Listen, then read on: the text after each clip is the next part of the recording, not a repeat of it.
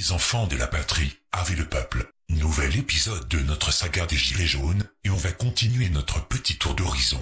Voici un petit florilège de ce qui s'est passé la semaine précédant l'acte 10. Ceux qui appellent aux manifestations demain savent qu'il y aura de la violence. Et donc ils ont leur part de responsabilité. Que les choses soient claires. Il y a des combats entre liberté et l'égalité, notre pays là, merde. La guerre, mais on est une personne, je suis un gamin d'après guerre. J'ai vu mes parents, j'ai vu, ils ont très bien pour y arriver.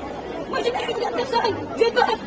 Mais aujourd'hui on prend tout, à cause de ces putains de fumiers qui nous gouvernent. Ils escrocs des bandits. Au début, on pouvait dire, oui, mais il y a des gens qui sont venus dans le groupe et qui ont cassé, c'est pas nous, on porte pas ça. Demain, je le dis, ceux qui viennent manifester dans des villes où il y a ta casse qui est annoncée, savent qu'ils seront complices de ces manifestations. Castaner, c'est un assassin, c'est un ancien bandit. Mais qu'on se rende avec comme ça, merci. L'autre là, le Philippe, c'est un truand, Philippe, c'est un truand. Un maire qui doit... En l'air, tout là. On n'aime pas Macron, mais on lui sert, oh non. Oh non. On veut vivre, vraiment vivre. Moi je travaille le boulot, je viens là, pour vous emmerder. Que vous réagissez en des casseurs, on veut bien. Mais on regarde les gens qui sont blessés, c'est même pour des casseurs, par de tonnerre. Moi, je suis abasourdie par ce qu'on voit, par ce qu'on entend, par ces témoignages. On a l'impression que Hugo et Patrick, ils nous racontent ce qu'on vit dans des pays en guerre, dans des dictatures. Non, on est aujourd'hui en France. Moi, je suis pas corporatiste, mais ce qui se passe aujourd'hui, c'est quelque chose de grave. On a le droit et le devoir de nous critiquer, de ne pas être d'accord avec nous, de nous challenger, de tout ce qu'on veut. Mais ce qui se passe, c'est une attaque, et je ne veux pas dire que j'utilise des grands mots, et c'est une attaque de la démocratie. Et voilà, la Bérésina. Je suis pacifiste. Faut faire le tout. Ça, c'est un souvenir de vous, pacifiste. Normal. Faut arrêter là. Faut faire le tout. Vous voulez notre mort? Vous trouvez normal ce que vous On faites? va charger le propos. On va faire le tout, faut faire le tout. Putain, vous avez des enfants, non? C'est pas grave. Vous avez une famille. S'en fout. Normal. On est pacifiste. Notre métier aujourd'hui, c'est de raconter, c'est d'expliquer, c'est de décrypter, c'est de mettre en perspective. Et ceux qui attaquent comme ça, et ceux qui regardent les autres attaquer sans bouger, parce que ça c'est aussi grave, voire plus grave, doivent savoir que si demain il n'y a plus de journalistes, aussi critiquable soit-il, si demain il n'y a plus de journalistes, il n'y aura plus personne pour raconter ce qui se passe avec les Gilets jaunes ou avec toutes les actualités. Ah bon? Il n'y aura plus personne, et ils n'auront plus le droit de s'exprimer, parce qu'ils seront dans ce qu'on appelle, non pas une démocratie, mais une dictature. D'accord. Ils en ont rien à foutre. Ils s'en foutent. Non, je me mets là par terre, je reste là. Là, tu peux rester. Là, t'as le droit de rester combien de temps tu veux. C'est juste qu'on traverse pas. Et là, ça tranche. Les comportements de ces gens, qu'ils portent un gilet jaune ou pas, sont des comportements qu'on a dans des dictatures. Ce sont des attaques à la démocratie. Fasciste, enfin, moi, c'est pas un mot que j'aime beaucoup employer, raison, mais Patrick. ce sont des méthodes Tu as raison. fascistes, absolument. Si j'étais pas sur le point de me chier dessus, je serais vraiment fasciné. Là, on peut juste pas traverser. Et même le sachet. Il reste là, il bouge pas. Honte à vous. Vous êtes des êtres humains comme nous. On est peuple français. Vous aussi. Alors arrêtez et mettez-vous de notre côté. Parce qu'on va gagner. On va gagner cette guerre. Vous allez le regretter. La quenelle qu'on a entendue, moi j'en ai encore des frissons. Oh là. C'est d'un antisémitisme, mais on parle souvent d'une comparaison avec les années 30, on l'évoquait avec Jean-Michel tout à l'heure avant l'émission. Mais qu'est-ce qu'on est en train de vivre? Mais réveillons-nous. On n'est pas dans la merde! Maintenant, venez gazer. C'est votre habitude. Venez gazer les innocents. On n'a pas d'armes. Regardez nos blessés, on n'a pas d'armes. Et vous venez avec vos armes. Venez, je me bats contre vous.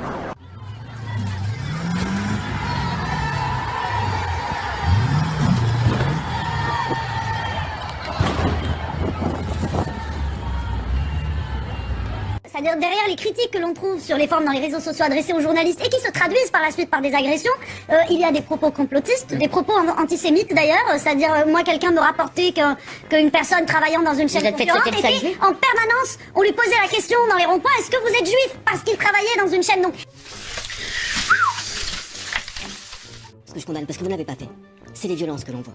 C'est les violences que je n'ai pas condamnées, monsieur. Depuis un mois et demi, je condamne toutes les violences, là vous êtes vraiment mal tombé. Ce sont les policiers qui se font rouer. Pauvre type, espèce de con, t'es vraiment rien qu'une merde. Il y a beaucoup d'ignorance et une pensée dangereuse qui est véhiculée en réalité par des gens qui sont antidémocratiques. Et aujourd'hui, la solidarité que l'on peut avoir... Qui sont peut-être, j'ose pas dire le mot, mais ils sont pas antidémocratiques, mais ils ont un... Vous voyez ce que je veux dire? Oui, non mais bien sûr... Ce sont les bâtiments publics qui sont dégradés. Ce sont les hommes et les femmes qui ne peuvent pas aller travailler comme ils le souhaitent parce qu'ils sont bloqués sur un rond-point. Arrêtez de me faire pleurer dans la chaumière, moi je suis... Là vous êtes très mal tombé me concernant parce que j'ai condamné toutes les violences contre les policiers, toutes les violences quelles qu'ils soient. Moi j'ai vu l'interview de Jean-Michel Apathy par ce garçon qui se prétend journaliste gilet jaune. Qu'est-ce que vous voulez que je dise? Je vous dis vraiment ce que je pense de ce journaliste? Non, Qui- mais qui- vous allez en on est prendre pas- plein la tête, ne le dites pas. Voilà, il a un problème, je veux dire, qui doit... Moi, je vous pose une question simple. Est-ce que vous condamnez les propos de porte-parole de votre Il est hors gouvernement question que je condamne les propos de qui que ce soit, et Exact. encore moins de Benjamin Très bien. Griveaux. Mais moi, je vais vous poser une question très Donc, simple. vous Qui pensez que représentez-vous c'est comme ça? Qui représentez-vous Non, mais arrêtez avec Qui ça. représentez-vous Dites-moi qui vous Moi, représentez. je représente juste 14 000 personnes, Qui pas ils ont plus. voté pour vous Moi, je Est-ce qu'ils ont vous voté pour explique. vous Vous voyez, Est-ce qu'ils vous ont êtes... voté pour vous Excusez-moi, mais ça, c'est de la lâcheté politique, monsieur, ce que vous êtes en train de faire. Ils ont mais beaucoup ça- ont la complotite aiguë, et je voudrais simplement finir sur ça. La solidarité que l'on peut avoir pour les journalistes agressés en France n'est pas qu'une solidarité confraternelle, c'est surtout, une position de principe pour la liberté d'expression qui est menacée aujourd'hui en France, non pas par l'État, mais par des gens comme les islamistes, comme ceux qui cassent la gueule à des journalistes, et on devrait véritablement se questionner sur ça en France. Vous pouvez pas liquider. Vous savez plus du tout ce que vous dites. Avant, j'ai respecté moi l'uniforme, c'était franchement une fierté. Maintenant, franchement, non. C'est fini. Je veux pouvoir circuler dans mon pays. En plus, en ce moment, je suis dans ma ville. Je veux pouvoir avancer. Et alors quoi? À cause de vous, on est obligé de couper les libertés. Couper les libertés? Quelle liberté? Quelle liberté?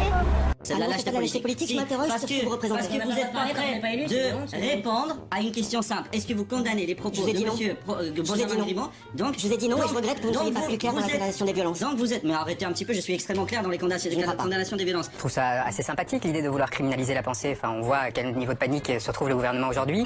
Un petit détail, Aurore Berger, c'est très bien que je suis pas un cadre de la France Insoumise, je tenais quand même à le préciser. On a des gens qui attisent les haines et justement attisent les violences. Ce sont eux les agitateurs justement, qui depuis un mois et demi ne cessent de faire en sorte que les citoyens dans ce pays s'affrontent dans la rue. Mais elle est tellement obsédée par l'idée d'essayer de reconstruire une confrontation politique parce qu'elle sent que la chose lui échappe, donc elle essaie de reconstruire des cadres artificiels. Sauf qu'elle le fait d'une façon assez intéressante, qui est d'essayer de mettre en tôle, pardonnez-moi l'expression un peu vulgaire, des personnes qui n'auraient pas pensé comme elle. On en est là. Et lorsqu'on leur pose la question, est-ce qu'ils regrettent un tweet malheureux dans lequel ils qualifient des millions de citoyens de séditeux, de fachos, d'antisémites, lorsque le président de la République parle de foule haineuse en parlant de ses propres citoyens, moi je vous dis, ce n'est pas la République qui a été visée, monsieur. C'est monsieur Griveaux qui a été visé, d'accord? Et on en est au point où la porte-parole d'un parti majoritaire, donc quelqu'un qui est très importante et qui a une audience auprès des procureurs de la République, ce qu'elle a fait, c'est pas juste un coup médiatique, même si elle le pense comme tel. Elle sait très bien que derrière, le parquet va se mettre en marche, va ouvrir une enquête, va essayer de mettre pression. Je ne le crains pas parce que je sais très bien ce que j'ai fait et j'ai absolument pas peur de ce que ce régime aujourd'hui veut faire par rapport à des personnes.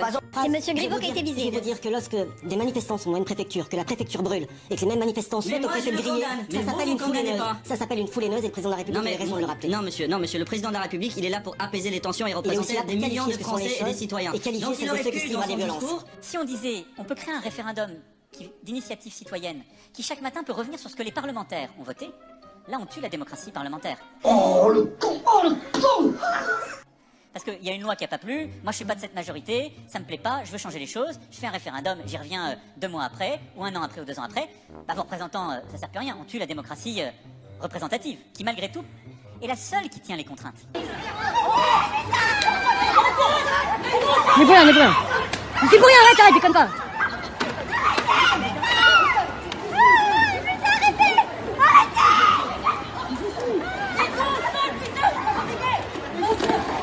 En revanche, il y a des gilets jaunes qui disent aussi qu'il y a des violences commises par les forces de l'ordre. Est-ce que celles-là resteront impunies? Moi, je ne connais aucun policier, aucun gendarme qui est attaqué des gilets jaunes. Ah non, il n'aurait pas osé. Ah si, il oserait. Moi, je ne connais aucun policier, aucun gendarme qui est attaqué des gilets jaunes. Oh non, non Christophe Castaner, non! Oh non! Mais en plus d'être incompétent, tu es mythomane! Par contre, je connais des policiers et des gendarmes qui utilisent des moyens de défense de la République, de l'ordre public. Oh non, mais c'est pas possible, il faut faire quelque chose pour lui. C'est pas... Et tu n'as jamais vu de policier faire une bavure? Tu n'as jamais vu de policier taper un manifestant ou un citoyen ou un membre des Gilets jaunes? Mais c'est... Oh là là, mais il faut faire quelque chose pour toi! Et vous savez, il n'y a pas de liberté sans ordre public. Et donc, quand elles sont effectivement acculées, elles utilisent des moyens. Mais waouh! Oh le menteur! Non, c'est incroyable, c'est un sketch. Dites-moi où est la caméra cachée. Dites, c'est pas possible. Mais naturellement, je n'ai jamais vu un policier ou un gendarme attaquer un manifestant ou attaquer un journaliste. En plus de ça, vous réclamez à vos forces de l'ordre de nous chier dessus, de nous tabasser, et vous arrivez comme une fleur à dire ah non, je n'ai jamais vu de gilet jaune se faire tabasser par un policier. Ah bon? J'ai vu des manifestants attaquer systématiquement nos forces de sécurité et attaquer aussi des journalistes. On l'a vu dans ce département, on l'a vu dans la région, je pense aussi à eux. Oh non, mais c'est incroyable là! Là, en plus d'être complètement incompétent, tu craches sur des milliers, 2000 blessés, sur des morts, sur des personnes qui sont encore à l'image de ce pompier, Olivier! Alors que des gilets jaunes se sont réfugiés dans cette rue, la police tire une balle de défense, puis une grenade. À quelques mètres, un manifestant est au sol, face contre terre.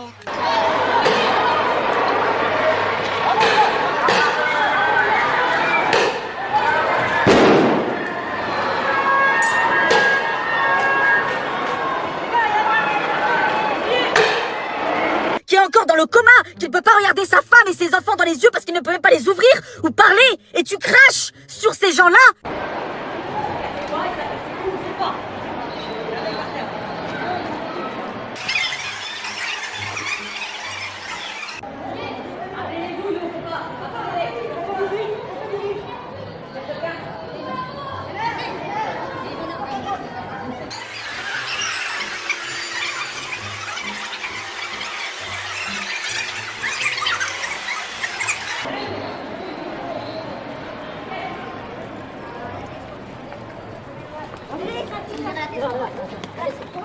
Mais tu devrais avoir honte, mon pote, hein? Tu devrais avoir honte pour tous ces gens qui ont perdu, hein? Un œil, ils l'ont perdu comment? En regardant les conneries que tu fais? Oh oui, certainement. Ou tous ces gens qui ont perdu une main, ils l'ont perdu comment? À force qu'on vous donne notre pognon? Mais c'est la honte! Et c'est ça qui nous gouverne! Monsieur, votre collègue, il me dit que vous avez le droit de tirer dans la tête, là? Avec les flashballs, oui, parce que vous imaginez, vous imaginez que je vous tire dans la tête avec un flashball? Mais attends, monsieur, mais pourquoi? Moi, le truc que je pensais pas, c'est que vous avez des ordres pour tirer dans la tête. Ça, j'en reviens pas. Le rôle d'un ministre de l'Intérieur est de protéger les citoyens contre une quelconque menace, non pas de les ratatiner. Arrêtez, mon Dieu! Mais qu'est-ce qui se passe? Comprenez ce qu'il veut! Vous êtes les plus très clairs sur ton corps! Il va chercher nos enfants! Imaginez! Merde de bordel! Mais c'est la honte! Et c'est ça ton job! Et c'est ça qui nous gouverne, qui doit nous protéger! C'est plutôt ça qui nous chie dessus et qui nous tabasse à longueur de semaine! Mais c'est la honte!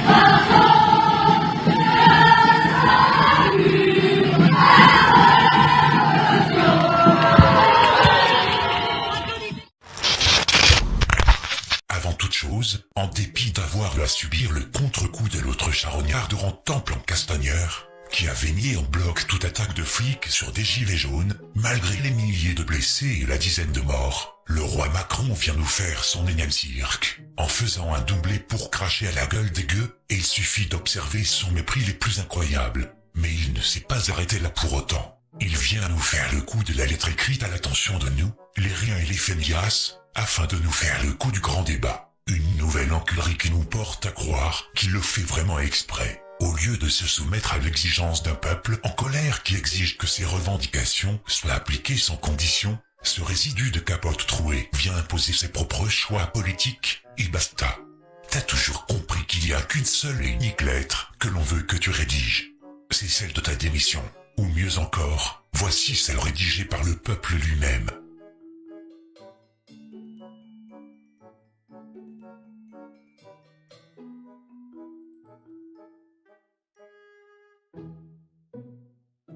Maintenant, nous allons nous concentrer sur le sujet d'aujourd'hui, le mystère de la cagnotte Litchi de soutien aux forces de l'ordre. Tout d'abord, rappel des faits au sujet de la censure abjecte de celle qui était destinée au boxeur Christophe Détinger. L'affaire de la cagnotte. De quoi s'agit-il? Si vous avez manqué le début, il s'agit de cet homme, ancien boxeur d'1m92, Christophe Détinger, qui avait frappé 2 CRS, l'un debout, l'autre au sol, et qui s'est rendu à la police hier. Eh bien, une cagnotte en ligne a été montée pour le soutenir, lui et sa famille, et en quelques heures, elle a réuni plus de 8000 donateurs. Ah, moi je pense que c'est une très mauvaise décision, qui pourrait même, qui devrait nous mettre en colère, le fait de l'avoir suspendue. Cette cagnotte pour Christophe Détinger répondait à des valeurs que nous partageons, qui sont des valeurs de solidarité et de fraternité.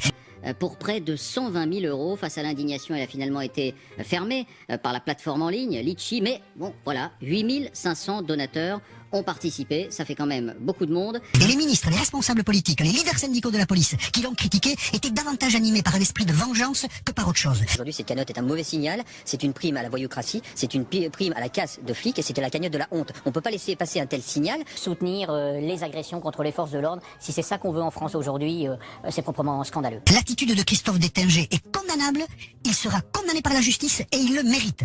J'ai la colère du peuple qui est en moi. Je vois tous ces présidents, je vois tous ces ministres, je vois tout l'État se gaver, se pomper. Ils sont même pas capables de montrer l'exemple. Ils ne montrent pas l'exemple. Ils se gavent sur notre dos. C'est toujours nous les petits qui payons. Voilà. Je suis favorable à cette cagnotte. Pourquoi? Parce que on fait passer ce boxeur Christophe Dottinger pour un casseur. Il n'est pas un casseur. Il est un père de famille. Moi, quand j'entends les gueux, quand j'entends les sans-dents, moi, je me sens concerné. Parce que je suis français. Je suis fier d'être français. Je ne suis pas d'extrême gauche. Je ne suis pas d'extrême droite. Dimanche soir, avant de se rendre à la police lundi matin, Christophe Détinger fait une vidéo. Dans cette vidéo, il explique son geste et il fait plus que ça. Il s'en excuse, le son n'est pas très bon, mais on écoute Christophe Détinger dimanche soir dans sa vidéo. Je suis un citoyen lambda, je suis un Français.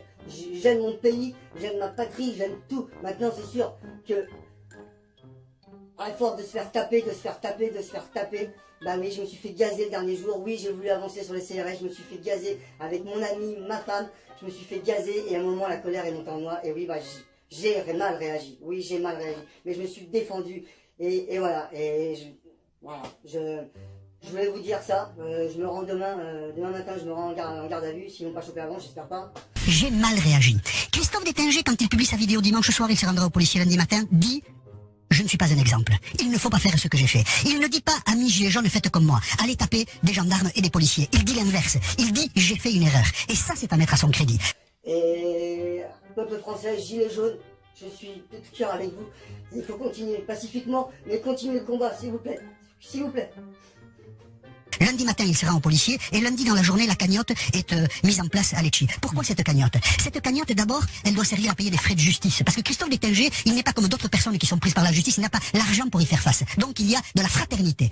Et puis cette cagnotte, elle a aussi pour but d'aider sa femme et ses 3 enfants. Parce que là, il n'y a plus de salaire, il y aura peut-être plus d'emploi demain. Donc c'est de la solidarité. Et les gens qui ont donné dans cette cagnotte, on ne peut pas les accabler, comme l'ont fait certains ministres, je trouve, je le dis comme je le pense, de manière totalement indigne. Alors certains syndicats ont pourtant dénoncé, je cite, une prime à casser du flic. Ça, c'est Marlène Schiappa qui a dit ça, je trouve ça. Non, oui, et puis, c'est un syndicat peut-être les syndicats, oui. Mais c'est pas audible, ça? Ah non. C'est pas une prime pour casser du flic, c'est une prime pour aider quelqu'un. Parce que quand on a un peu d'argent, on se défend. Quand on en a pas, on fait appel à la solidarité. Et condamner la solidarité, c'est un problème. Moi, je pense que les gilets jaunes, depuis le début, posent un grave problème à la démocratie. Non pas par les revendications qu'ils posent, mais par le ton, la manière, la haine, l'intolérance qu'ils introduisent. Mais si on répond à leur intolérance par de l'intolérance, alors on y perdra tous. Alors, les gens qui ont cotisé à la cagnotte disent une méfiance terrible des institutions, et leur cracher à la figure comme on l'a fait en la suspendant, c'est la plus mauvaise chose qu'on pouvait faire. C'est quand même quelqu'un qui s'est battu à main nue contre un homme en armure.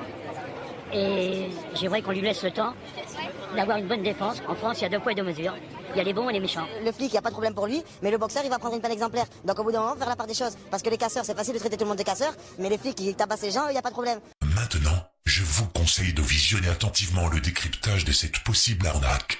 La fameuse cagnotte, alors la cagnotte du soutien aux forces de l'ordre, la fameuse cagnotte qui a commencé suite à la cagnotte pour le boxeur de Massy, le fameux boxeur. Donc bref, alors la cagnotte, alors là il est 3h16 du matin, ok, 3h16 du matin, ok, la cagnotte est à 698 196 € et 15 centimes, 25 549 participants, ok, vous êtes prêts les amis?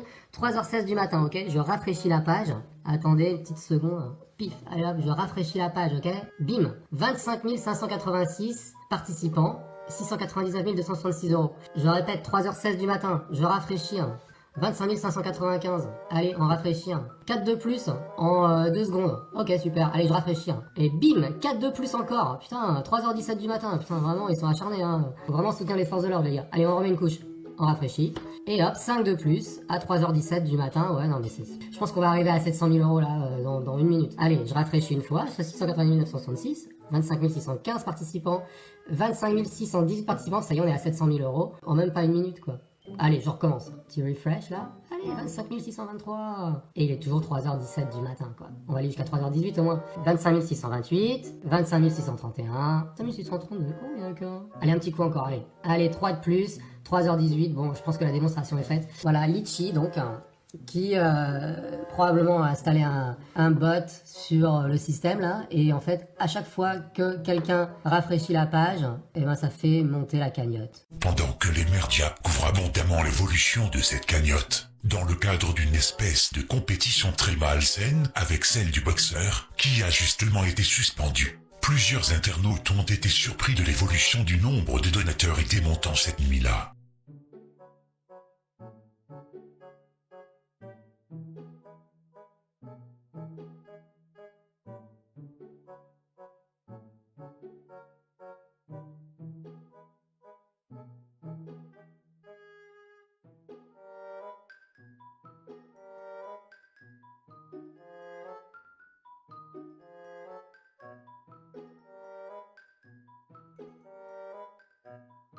constate en effet que l'affichage du site présentait une régularité troublante, surtout en pleine nuit, avec un arrêt brutal vers 6 heures du matin, où on n'observe plus une telle régularité par la suite, ce site merdouillant d'ailleurs abondamment.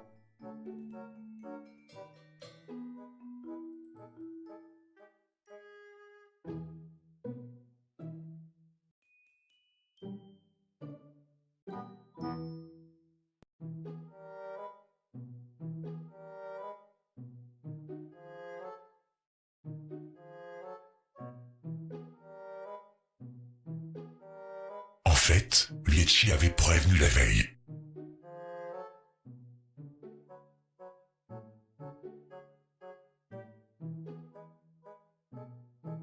Ainsi, il s'agirait d'un simple rattrapage dans la nuit des dons arrivés la veille, rien de très anormal. Sincèrement, vous y croyez-vous? Admettons. Ce site a beau être une filiale du Crédit Mutuel, il ne l'est depuis 2015, soit bien après sa création, et ne bénéficie pas de son infrastructure. La plupart des sites de ce genre possèdent d'ailleurs des protections contre les robots qui viseraient à manipuler les dons. Cependant, il est vrai que le volume et la constance des dons ne sont pas très fréquents. Mais comme Chiapalacourge va probablement demander la liste des donateurs, on y verra plus clair. Mais non, je déconne voyons. Mais en tout cas, si c'était vrai, c'est toujours plus commode de plaider l'incompétence que l'escroquerie en elle-même. Plus sérieusement, si c'est toujours vrai, ce manque de compétences dans le traitement des dons ne peut d'ailleurs que nous conforter dans notre appel à boycotter cette plateforme de merde, dont l'application des conditions générales pose gravement question et dont on apprend qu'elle n'a même pas de politique de modération des commentaires dignes de ce nom. D'ailleurs, tout comme sa maison mère, le Crédit Mutuel. Concernant les doublons, voici la réponse de Lietschi, qui n'aura attendu que 8 heures pour rédiger ça, avouant que leur incompétence aurait entraîné nombre de paiements en doublons.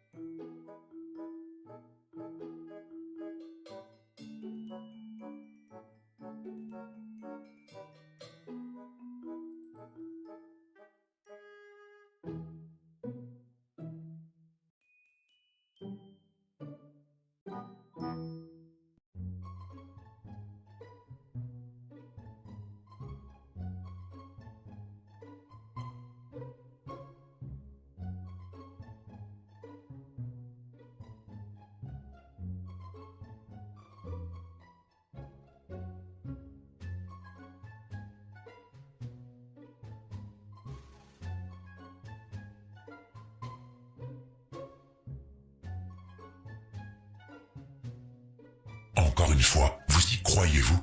De toute façon, à l'instar d'une suspicion, il faut savoir que cette cagnotte avait lancé par un escroc républicain, le dénommé Renaud Muselier, condamné par la justice pour licenciement abusif. Mais ça, ce n'est qu'un avant-coup.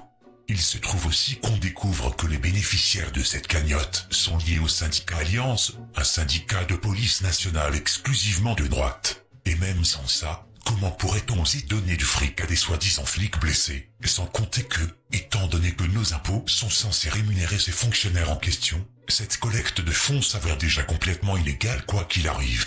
Je vous laisse juge de la situation. Mais en attendant, une excellente initiative sur ce même site.